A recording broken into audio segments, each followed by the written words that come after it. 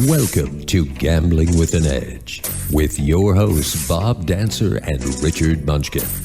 Bob Dancer is America's premier video poker writer and teacher. He's written 10 books, including Video Poker for the Intelligent Beginner and the best-selling $1 Million Video Poker.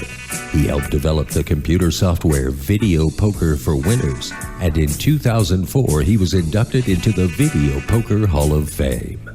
Richard Munchkin has been a professional advantage player for over 30 years and is in the Blackjack Hall of Fame. His book, Gambling Wizards, Conversations with the World's Greatest Gamblers, is a testament to the many ways you can succeed at gambling. The goal of the show is that you'll be a more knowledgeable gambler tomorrow than you were yesterday. And now, here are Bob and Richard. Good evening. Welcome to Gambling with an Edge. I'm Bob Dancer. And I'm Richard Munchkin. Our guest tonight is legal eagle Bob Nersesian. We'll be talking to this Blackjack Hall of Famer shortly. In the good news department, poker legend Doyle Brunson had some melanoma cancer removed from the top of his head, successfully. He tweeted out a picture of his scalp with 3 different incisions sewn up, in case anybody thought it was just a scratch. The next day, he kidded Daniel Negreanu by saying that the biggest incision on his scalp was when the real kid pokers sought to extract some of his poker knowledge, and it didn't work. It shows he was in good spirits after some scary surgery. Get well soon, Texas Dolly. Yeah, we should try to get him on the show.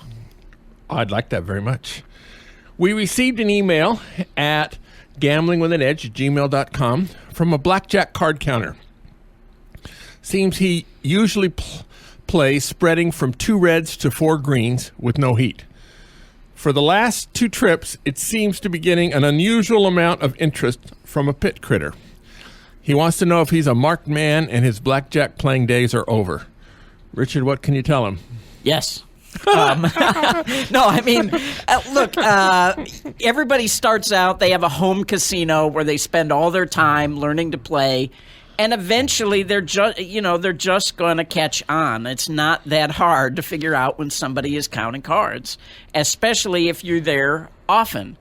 So, yeah, they eventually are going to get sick of you and tell you not to play anymore. Now, if you really like that casino and, want the comps there or whatever, if it's close to home and you want to eat in their restaurants and stuff like that, well, then maybe, take up video poker or something and don't count cards there. But, nothing lasts forever. Eventually, you are going to get barred. It sounds like they already have made you. And it doesn't matter that you're only betting nickels. I mean, I have seen, back in the old Griffin days, I saw a Griffin flyer coming out of one of the coast properties, card counter spreading 5 to 30, So it doesn't matter how little you bet.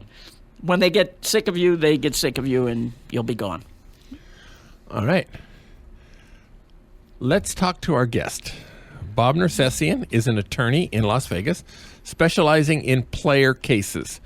Although he's only a modest player in his own right, he was voted into the Blackjack Hall of Fame by the players, very appreciative of the way he has fought on their behalf against false imprisonment by the casinos. Bob Nersesian, welcome to Gambling with an Edge.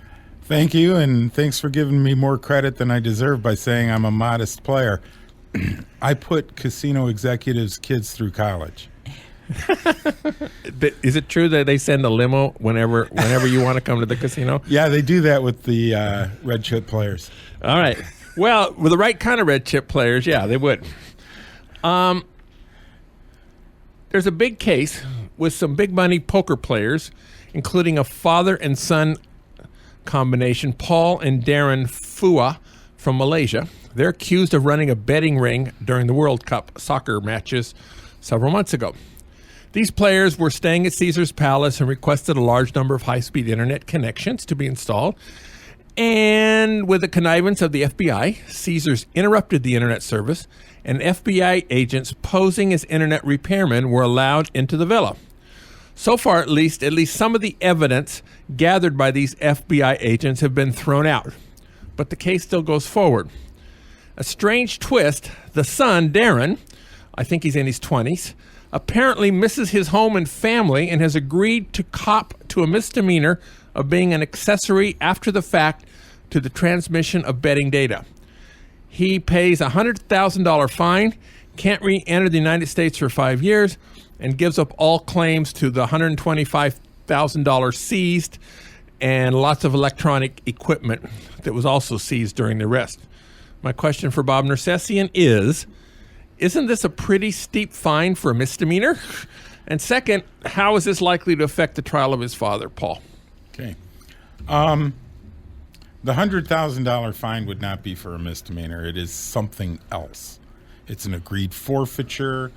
I don't believe there's any such thing as a $100,000 fine for a misdemeanor. So yes, this question, maybe it was sent over. I didn't see this coming, but when you said $100,000 for a misdemeanor, my reaction is, I text NFW. Okay, so, but in an agreed plea deal, they can agree to anything they want in a plea and deal. when they see money, I mean, they're going to go for all they can, right? And holy crud, that's what this is always about. We've talked on the past shows about forfeitures, all that kind of stuff. I have been involved in numerous cases where they're talking about this crime or that crime, but my discussions with the AUSA or the local prosecutor or whatever all turns around, well, let us keep some of the money and we'll work out the rest, okay? You know what? It's organized theft. How else do you put it? And I've been following the case a little bit, the one you're talking about. And the other thing that strikes me, I don't know this case in particular, but other cases I have had, I don't know if these guys were illegal bookmaking, but one of the things that goes on is there are betting partnerships in sports everywhere that are very sophisticated. They have dozens or hundreds of members sometimes, and they are all members. And there's no, as I understand it, there's nothing illegal about that. But when they come upon a room with 22 TVs, 40 computers, and $600,000 in cash in a drawer, Does that look suspicious? well, and it does look suspicious, but the explanations are not that hard. If 100 people want to get together and pool their money and their intelligence and bet as a unit, there's nothing wrong with that. And yet, I personally know of two circumstances where those things were taken down and the money disappeared. I'll tell you, one of them was a cousin of mine, and it's before all the stuff that we don't know now, and I'm not even going to drop his name, and you probably wouldn't know it, but he was well known, very well known here in the 70s and 80s. And he and his brother were in a partnership with dozens of people in Detroit. Where do you place wagers? You place them in Vegas. They arrested 32 people. Was this part of the computer group? No, it was not a computer group. These guys were just good old-fashioned... Bookies. No. Handicappers. Thank you, Richard. And they arrested 32 of them. Now, my cousin was a two-time loser, so he took a plea with no time. But they were pushing... Actually, he took a plea with some time. The other 30... The next two cases went to trial with not guilty verdicts, and then they dropped the other 29. The U.S. attorney did. But it was never bookmaking. It was always handicapping with a large group of people sharing in the investment. And the government doesn't understand the difference because they see money moving around and they think there's something wrong here. I had a friend who had a horse betting operation, and the feds basically came and said, we think something's going on here. You know, there's an awful lot of money moving through these accounts. And so with the advice of their attorney said, open the door to the feds and let them come in and watch your operation. And so they did, and the feds came in because they said that it's not possible that anyone could be making this much money just betting on horses. So the feds came in, sat in their operation for 2 weeks, At the end of 2 weeks, they said, "You're right. You're just betting on horses. You're making an awful lot of money." And they said, "You're fine." They left. My friends shut their doors and moved the operation offshore. Yeah, because Who wants that kind of? Yeah, They'll come back with something else. and it's a miracle that they walked away, because the other thing you run into, and I see it repeatedly in the government paperwork, they have no understanding of what is actually going on. They are investigating gambling by people who come out of Wharton School of Business or whatever else, who have an accounting degree, and there's much more of a science, and a finance degree might make you a little more intelligent, but you need statisticians and people like that to even be able to figure it out. And these reports I read have these government agents writing up stuff that is gibberish, and the weird part is they know it's gibberish because they have written it in a circle where if you understand the math and you read what's going on, you recognize that they don't understand and that they are just trying to make things up. If the FBI, the Secret Service, and these others want to start doing this right and catching real criminals, hire the right people. yeah, but they can't afford the right people, though, right? No, these people can find money hidden in a bank account, but ask them what the difference is between 7 to 5 and 8 to 6, and they're looking at you with a funny stare. Which I understand the other one is 4 to 3, but yeah. All right, let's change the subject a little bit. Last time you were on the show, Bob, we spoke about the Golden Nugget pre-sorted cards case in Atlantic City. Briefly, the casino bought pre-sorted cards from the Jamaco. You mean pre-shuffled cards? Pre-sorted, pre-shuffled, yeah. pre-sorted would be illegal. Pre-shuffled? Okay. Well, no, they were shuffled in a particular format, in a sorted format, so they knew what it was. So it looked random if you didn't know what that order was. And so these players noticed that this shoe was following exactly the same order as the last shoe. They upped their bets to the table max, something like $5,000 a hand for several people. And they kept going for 41 hands and $1.5 million ahead. Golden Nugget pulled the plug. There have been 3 trials so far. One of the first 2 were handled by the same judge. One time he says players have to give the money back. The other time he says they can keep the money. It got bumped up to a higher trial, higher court, superior court. And she says because they weren't randomly shuffled, and that's a key part of the game, the players should have known that one of the key elements of the game were missing, so the players have to give all the money back and all the chips that were uncashed back. Now, players think this is a pretty outrageous ruling, must be appealed. What do you know about this, Bob? I don't know anything about it except what you just told me and a few things I've read in the paper. Actually, the results that you're describing I did not know. I do know this, and here's the rub, if you will. When that casino makes that mistake, do they go find the player and something happens where they end up with a lot more money? Do they go and find that player and say, oops, we made a mistake, here's your money back? No, they don't. And this is just, it's on top of everything else, it's poor sportsmanship. You screw up in a gambling game, if you show your cards to the guy next to you, which is exactly what they did, and they capitalize on it, shame on you. Let me add, just as an example, anecdotally, for how one of these things works in Nevada. Okay. And I'm sure both of you have heard this, all right? How many times have you heard of a casino boss coming in from a back room somewhere after having talked to surveillance, walking up to a table and saying to a guy, we overpaid you $5,000, 7 hands back. We've got the film. We want our $7,000. We want our $5,000. happens all the time. How many times have you seen a casino walk up to a guy and say, surveillance saw that we forgot to pay you $5,000. Here's $5,000. All right. That has happened to me once, actually. Okay. Bless them. All right.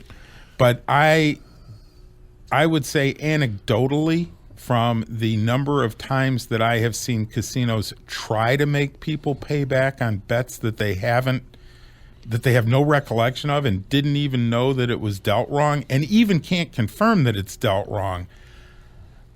The substance that I'm talking about says that the balance should be about even, and I've seen about 40-1 or 40-0, and now that you gave me the 1, Bob, it's 40-1.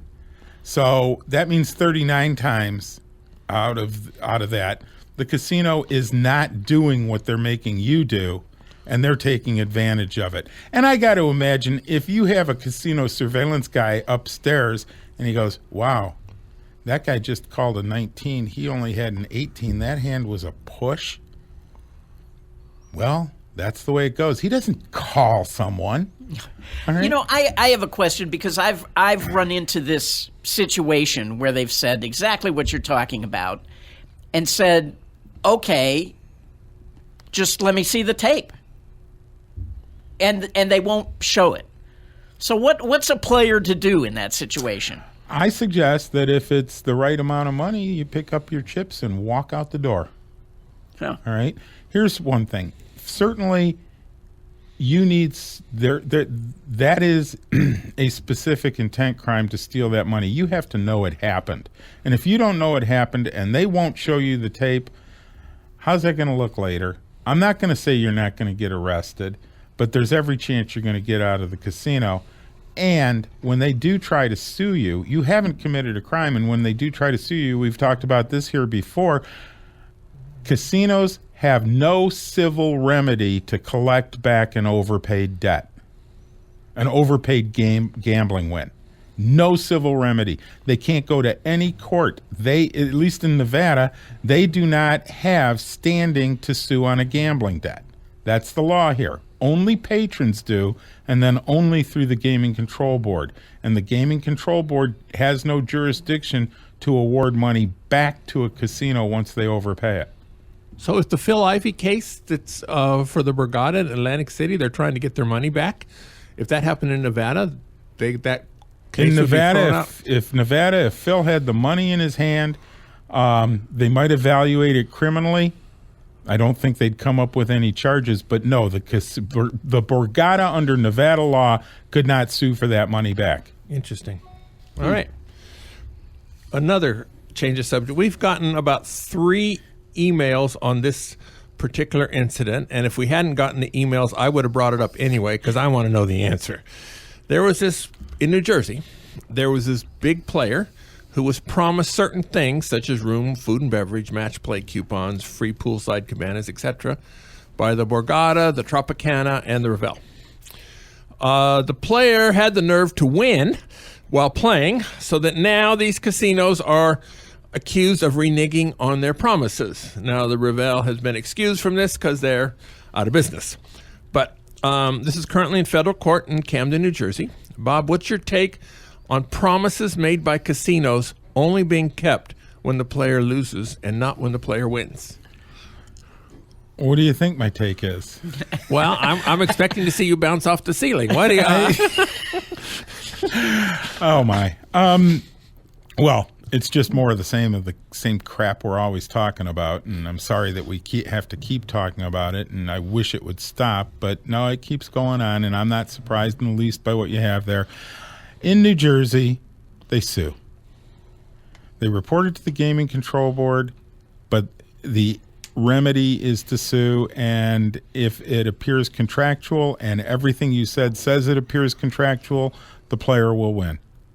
And by the way, if a casino promises you show-up money, get it when you show up. The guy waited till the next day to ask for his $5,000. There's the other thing. From my experience with what we're talking about, this guy is not going in saying that this is what happened.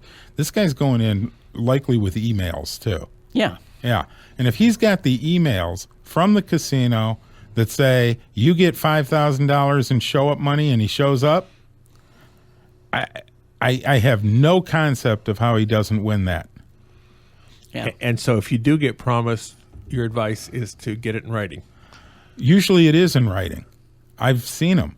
I think you guys have seen them too. Well, I do. I have had written offers in writing, but I've also been promised things, Okay, and usually they're honored. And usually they are. I know people who have talked about rebates and then gotten them in writing. But I always try to deal with casino people. If I'm dealing with a host, I always try to deal with it via email. Not face to face. I always try. That's my experience, is that it is almost always via email, and they're also not too bright about the stuff they write down in email. They don't think it all the way through, so you end up with things like, well, eventually Revell going bankrupt because they do put things in writing. Yes, like any money you lose, we'll give it all back to you. And this is a brilliant thing. So, do you think it would be any different in Nevada? I mean, yeah. Okay. Maybe. In Nevada, you would stand a good chance of a court saying that this has to go to the Gaming Control Board. This is outside of our jurisdiction. There are two arguments that wouldn't be the case. If it's a promotion, the statute says it goes to the Gaming Control Board. The problem with that is also a common law action, and we have a statute we have a constitution, just like the federal government does, that describes the absolute basic individual rights that humans have, citizens and visitors to this state. And one of those is a right to jury trial. So there's no such thing as a right to jury trial in front of the Nevada Gaming Control Board. So this could be a classic common law action. And if it existed in 1864, that this type of claim would have gone to a jury, you can demand a jury trial, and you're entitled to it, and now you're in court. I'm guessing that I certainly was never promised RFB before 1864. How about you, Munch? Oh, you think that before 1864 in Nevada, that saloons and some of these places out in the Wild West, which is where we are, wouldn't lure gamblers in much the same way they do today? I would suggest that would not have been uncommon in the least. Well, they used upstairs bedrooms more than they do today in normal casinos. Well, there's an interesting common law action. All right. Now, earlier this month, a Nevada Supreme Court upheld a player's conviction for not paying markers worth some $364,000. Is this surprising in any way? I guess I always assumed that if you took on a marker, you had to pay it back, or bad things would happen. Now, and yet it made all the big news because the Supreme Court upheld that he owed the money. That's not why it made the big news. Okay. It made the big news because it was fraud. It was bouncing a check. It was, as I recall, put through the it went through the DA's office, and there was criminality alleged and involved as well.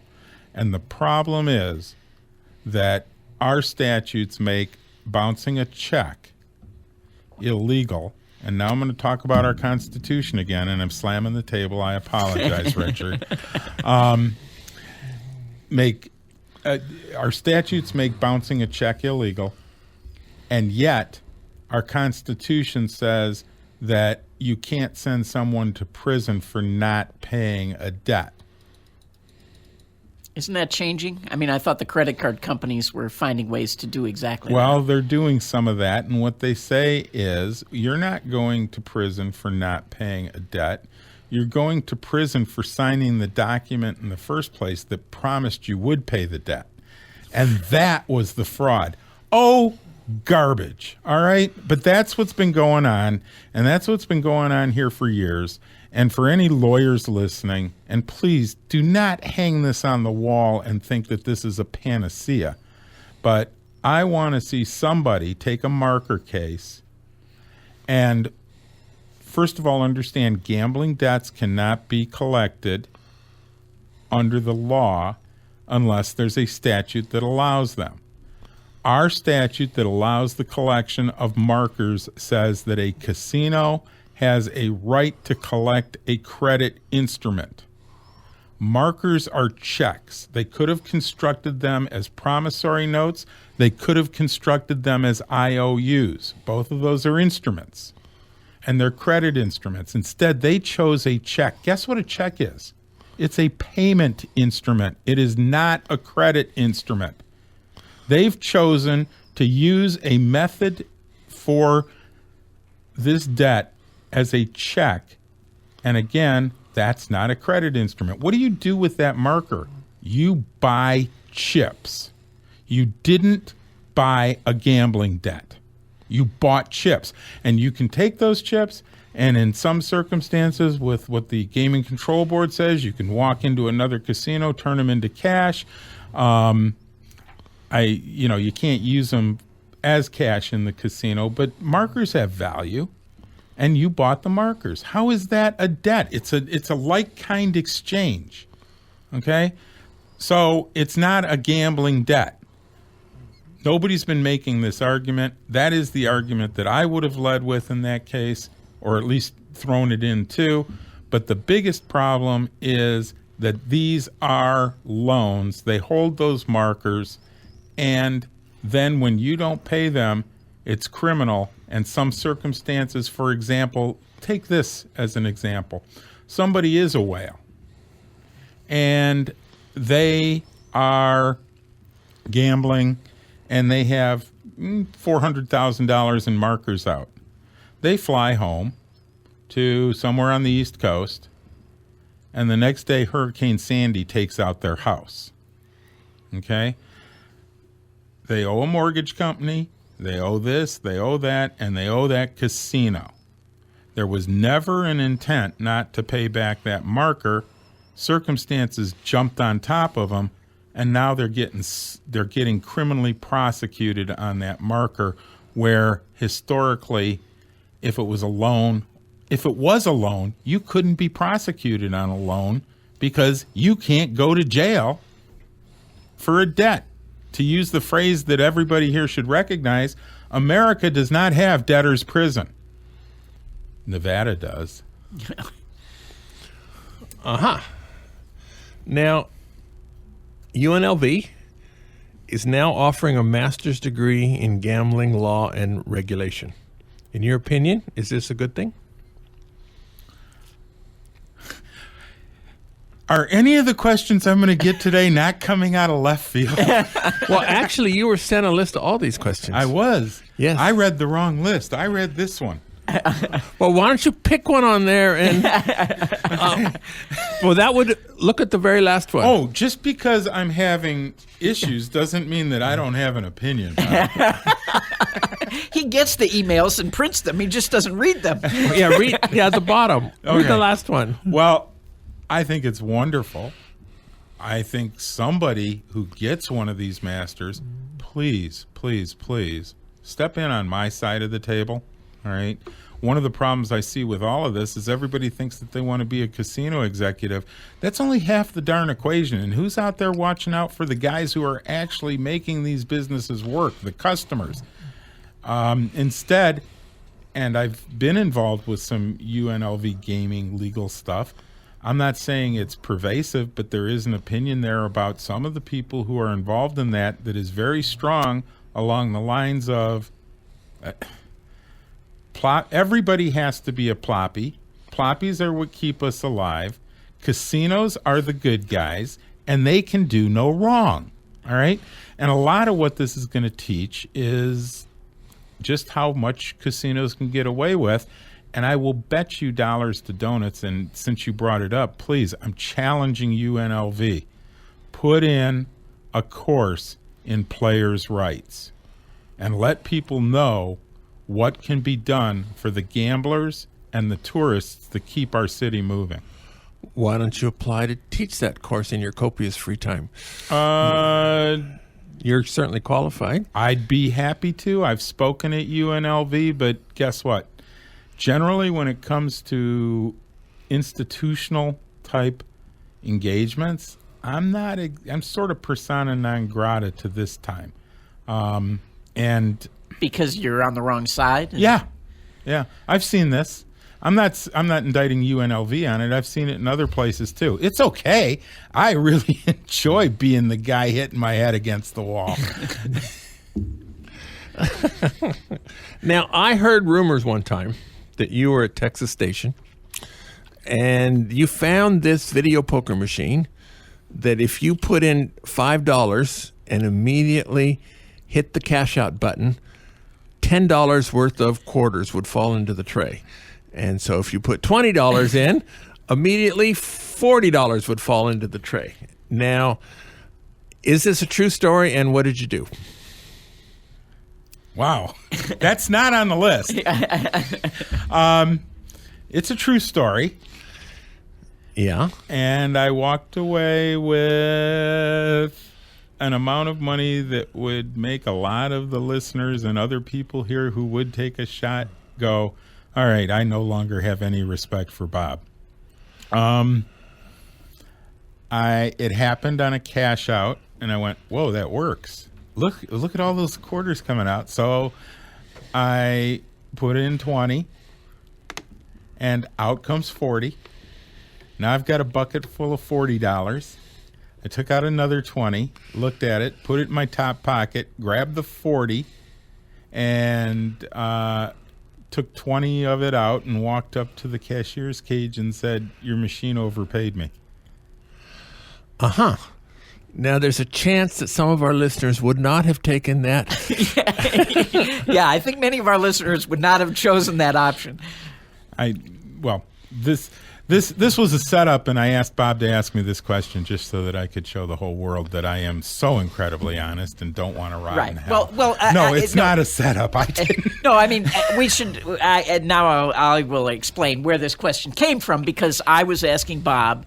There was this famous case that we talked about many times on the show of this two guys who found this flaw in video poker machines at the Silverton and somewhere back in Pennsylvania. The Meadows.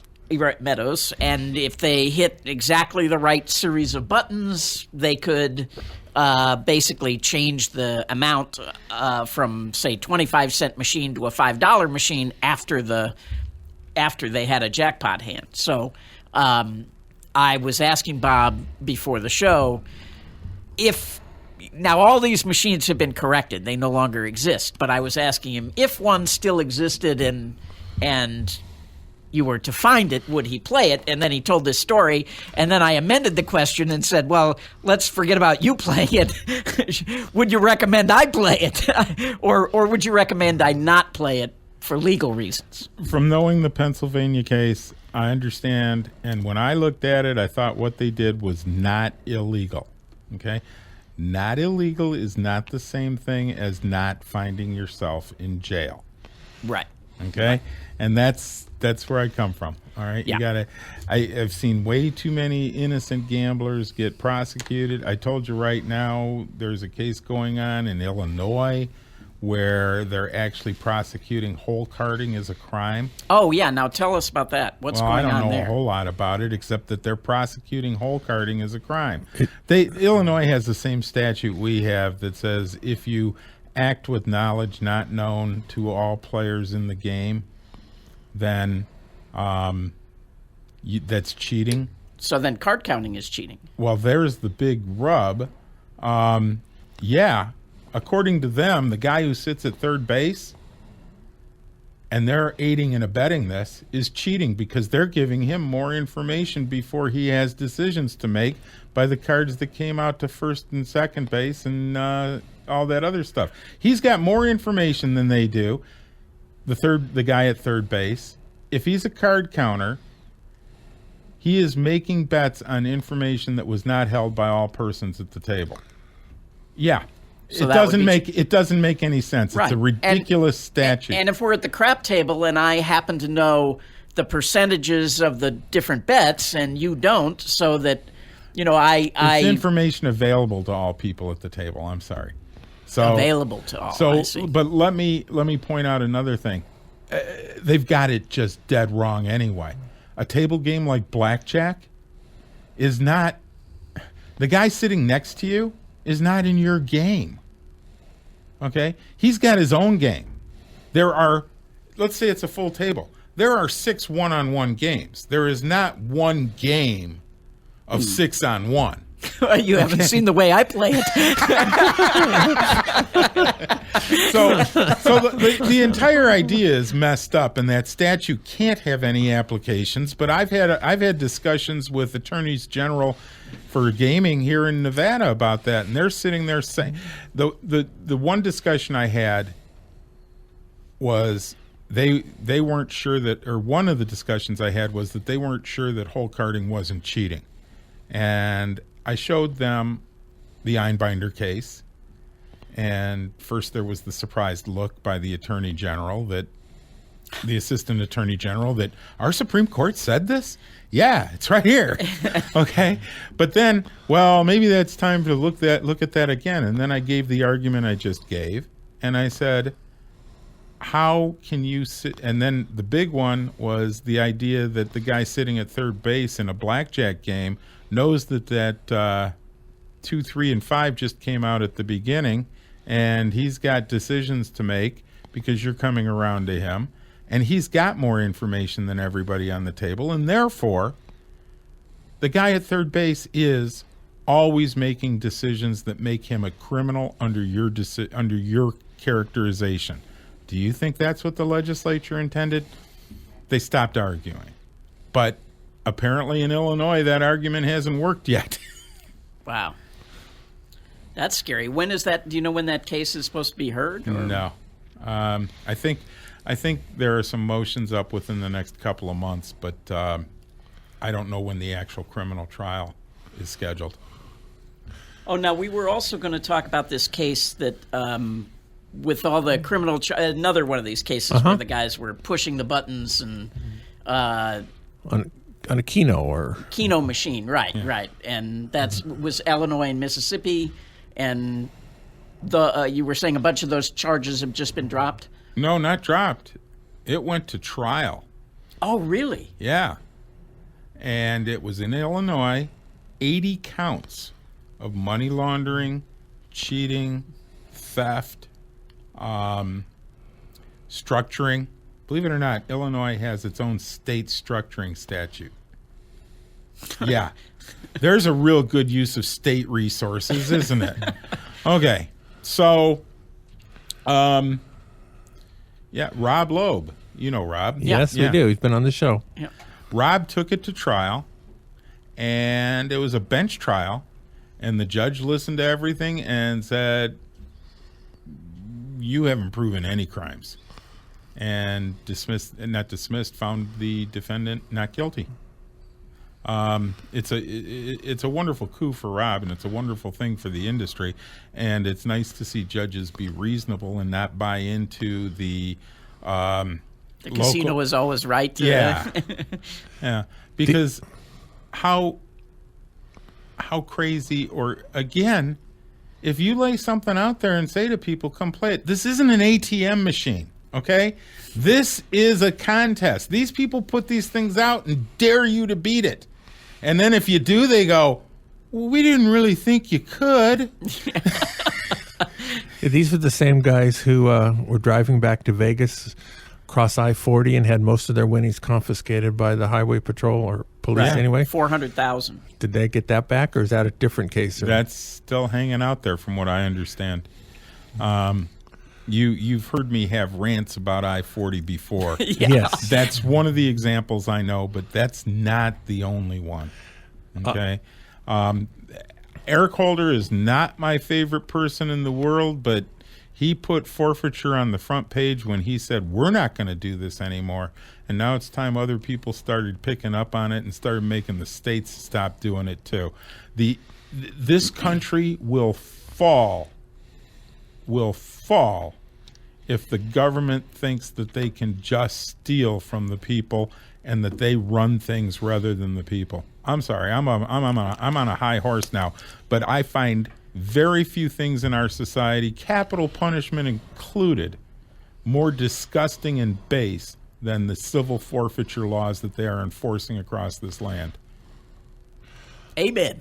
Okay, good. Hallelujah. Let's go on to something else. One we've also revisited numerous times: video poker on an iPhone app or Android app. Well, we've talked about it forever. But we had think another email. Good. And so you have said repeatedly this is clearly against Nevada's device law. Don't do it.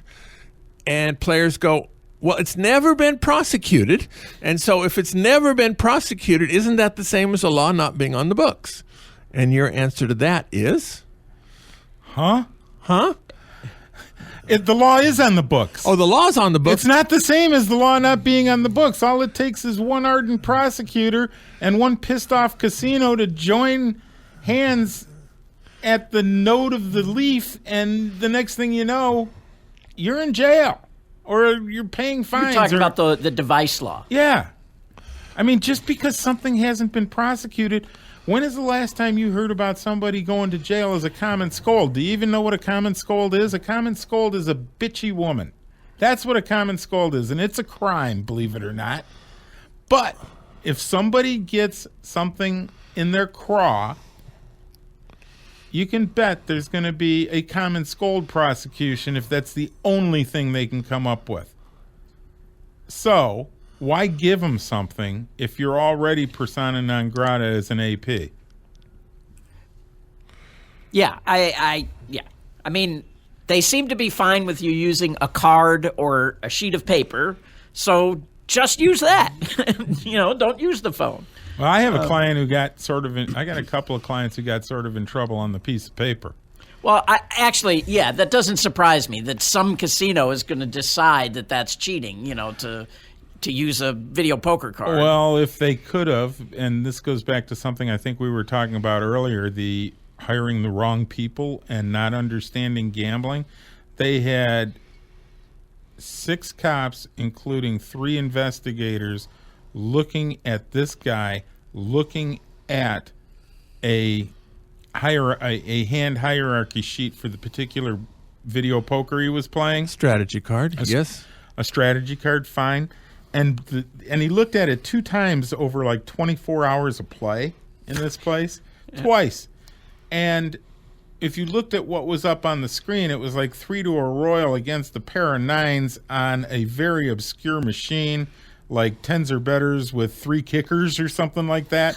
So that's the strategy sheet he has. And at that, do you hold the 9s or the 3 to the royal? And so he pulls out his card. He looks at it.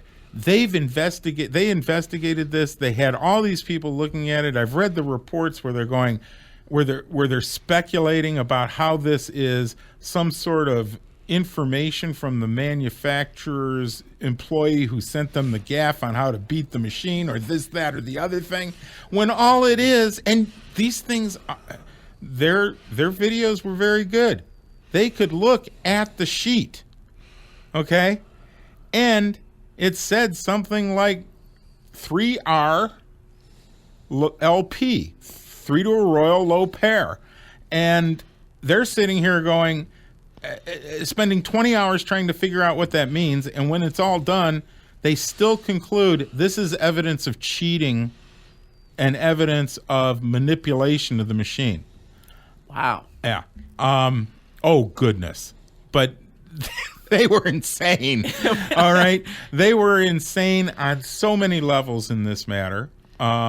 We've already gotten, we got summary judgment against 3 of those cops for being idiots. Okay.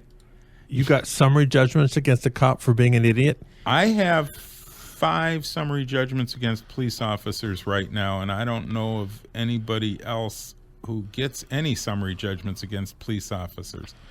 But was this Vegas? 2 of those summary judgments are Vegas, and 3 of them, it might only be 4. Either 2 or 3 of them were in Phoenix. But the thing with the video poker card. That was Phoenix. Oh, okay. That was federal court in Phoenix. And what good does it do to get a summary judgment against a cop? well, at that point, the employers of the two cops and the employers of the cops who had not yet had their motion brought against them paid a couple of $100,000. That sounds like a good outcome. So, okay. Of course, they gave it to him in cash, and he had to drive home on I-40. But good. Let's wait a minute. What do you? I don't understand what your question is when you say what good is it to get a summary judgment against a cop as opposed to a city? Yeah, a city or a casino or generally, and I don't know this for sure, but generally the municipalities will stand behind their police officers because their police officers, they always think their police officers, even after they get judgments against them, are doing right.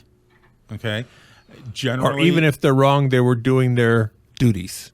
I can't go that far. I think it's just that cops do things, and if there's a judgment against the cop and we don't stand up behind the cop, nobody's going to work for us.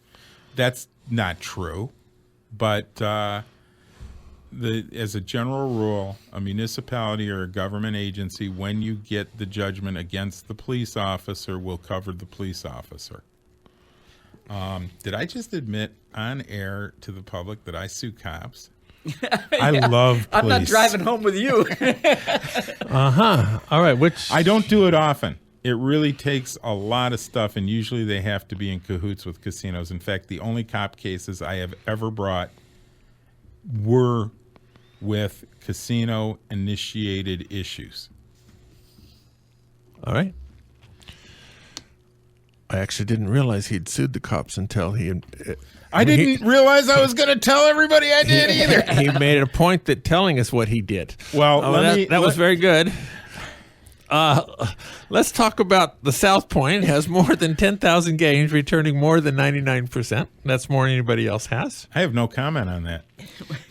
Throughout March, there's two separate casino-wise progressives running 24/7 in the $600,000 March Money Madness. The bigger of the two progressives begins at $10,000 and must be hit before it reaches $25,000. And one winner gets all the money, and everybody else actively playing earns $25 in free play when it goes off. Immediately thereafter, it starts again at $10,000 and begins to climb. Simultaneously with this is another progressive beginning at $1,000, which must be hit by $2,500. This too will start again immediately after it hits, and it's predicted to be hit 3 times a day all month long. If you wear green on next Tuesday, St. Patrick's Day, midnight to midnight, or even if you don't, you'll get 2 times points on all video poker machines, 5 times points on slots and video reels, all machines, no limit. Next week's class at noon, Wednesday, in the Grandview Lounge will be NSU Deuces Wild. This is a Deuces Wild pay schedule that returns 99.73%, which gives the player a slight advantage 24/7 on single point days, and which is 0.3 at that casino, and a bigger advantage on double point days. The next 3 weeks are, including NSU, will be 3 variations of Deuces Wild. The games will vary by the amount you get for a flush, the amount you get for straight, the amount you get for full house, and players who come to this will see how a strategy changes as those elements change. There are dozens and dozens of Deuces Wild pay schedules out there, and sometimes players will come across a new one and want to play it anyway. You need to get a feel of how you should adjust your strategy based on the pay schedules. At the Palms, the weekly 7 p.m. drawings on Friday share $10,000. You do not need to be there to win. You need to claim the prize by midnight or it evaporates. 5 times drawing entries Friday, 7:45 to midnight, and 2 times entries on Friday between 4 and 6:30 p.m. Play for points, play for prizes. Monday through Friday will be real cash money. Up to $190 per day may be earned and redeemed. Gift cards and cash is earned at a rate of 0.20%. you keep your points. At videopoker.com, it's the best place to play a lot of games. Gold membership allows you to practice quick quads, which is the game I'm going to be playing on double point days at the South Point next week. The game of the week this week is 100 play with quick quads, which is actually the most fun video poker game that I know of.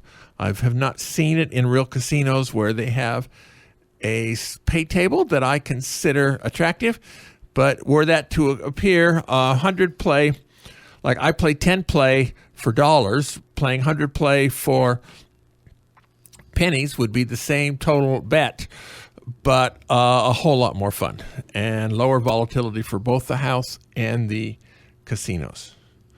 All right. Now, I saw Bob Nersesian pass a note to Richard, which I haven't read yet. Is there a question? I don't know if you really want to ask it. Yeah. Well, I haven't seen he it. Did say, he asked, how does the machine know if you're wearing green How does the machine know if you're wearing green? to get the double points? I don't know. I actually... He did say, even if you're not. So Okay. you missed that part. Actually, it happened that Bonnie and I were in a 99-cent store, and they had these huge emerald green hats for $1.49 a piece. And so we're going to... Is that allowed for them to charge you $1.49 if it's a 99 don't cent pretend store? this is a legal question. I hadn't thought of that. So anyway, we're going to a square dance thing that night, so we're going to wear it to that. But I will also have that on when I'm playing at the South Point. I get there midnight Monday night. Do you try to play 24 hours on the... No, I will play... You like to play in the middle of the night? Is that... I prefer. There's less competition for machines. There's only 4 quick quads machines. And during the daytime, they're full. At nighttime, they're largely empty. So I can play 2 machines, which I normally don't do. But during this particular promotion this month, where if your card is in and you've played within the last 30 seconds, when this jackpot goes off, you get the $25 of free play. So I will play on one machine with my card and another machine with Bonnie's card, which is allowed there. You can play on your spouse's card. And so that if the jackpot goes off in the 6 or 8 or 10 hours that I'm there, I will collect on both cards. I normally don't do that. it's probably less smoky, too, in the middle of the It's a lot less smoky. And and fewer people come up and ask questions and stuff. I saw the 1 minute. I just wanted to say thanks for having me.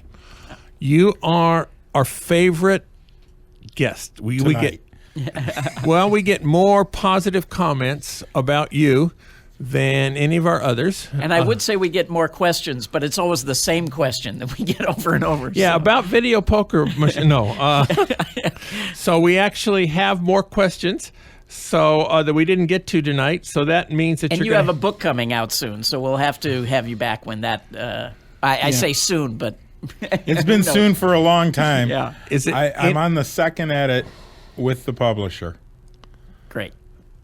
Well, good. So would you guess June? Would you guess September? Oh, I pray by June, okay? All right. So with Bob praying, Richard and I say thank you very much. Go out and hit royal flushes, everybody. Good night. Good night. You've been listening to Gambling with an Edge with your hosts Bob Dancer and Richard Munchkin. Subscribe to the show in iTunes, and episodes will be delivered to you automatically every week. Archived versions of past shows may be found at bobdancer.com and richardmunchkin.com. We welcome emails at gamblingwithanedge@gmail.com. Bob Dancer and Richard Munchkin are both available on Facebook and welcome your questions. The sponsors for the show are the South Point Hotel, Casino and Spa, the M Resort, the Palms Casino Resort, and the website videopoker.com. Join us again next week for another Gambling with an Edge. My name is Jeffrey Burke, and I'm the host of the Staying Healthy Show here on KLAV. The Staying Healthy Show is now on KLAV 10 times per week. 10 times for you to hear the best guest in the industry and learn about the best nutritional products available.